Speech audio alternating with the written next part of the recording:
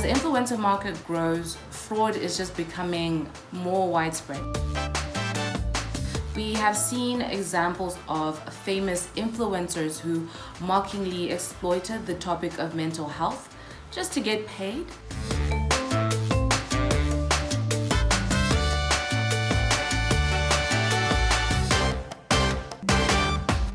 Use your common sense. Just ask yourself, does this sound right? Does it make sense? Hashtag catch flights not feelings.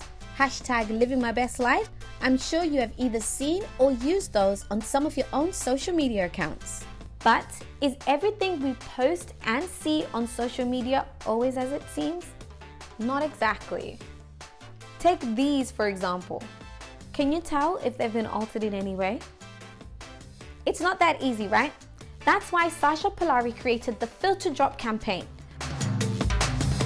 I was so fed up of how little natural and real skin we see online.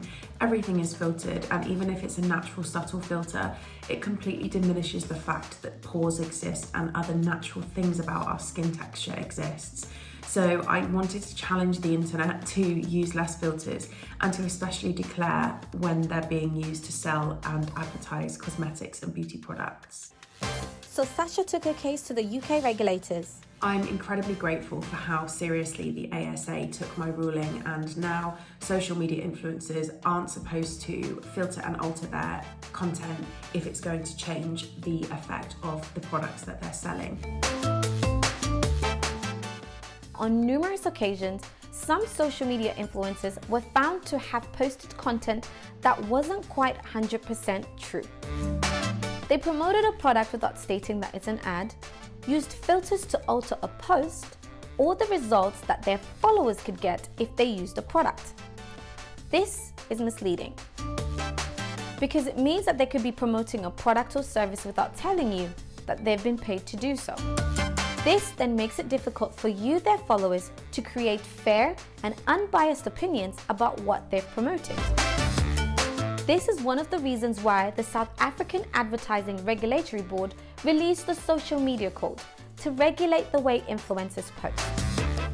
It simply means that if someone promotes a brand or product, they have to make that clear by putting ad, advertisement, or sponsored on that post. This ensures that you know that it's paid advertising and not them promoting a product or service that they simply loved. But why is this so important? Well, a lot more of you in Africa are using social media. And according to a study by Geopol, 96% of social media users in Kenya and Nigeria said that they trust influencer product reviews and recommendations. And 80% have said that they've bought a product because of an influencer. So it's no surprise that influencer marketing is now a $13.8 billion industry.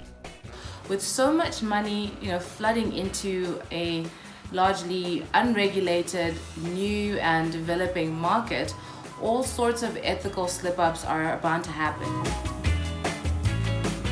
If there were more regulations put into place in order to produce and showcase more transparent and authentic content, it would be a lot easier for other people to stop comparing and thinking that what they see online isn't good enough, because they're ultimately comparing themselves to a complete false reality.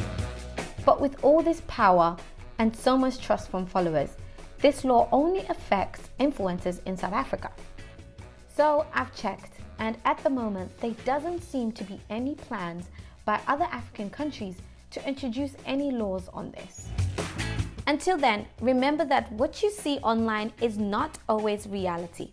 Follow only reputable people on social media who post trustworthy content. And before you buy a product or service recommended by an influencer, always do your own research first. If you like that video, we've got more content like this, so make sure you subscribe.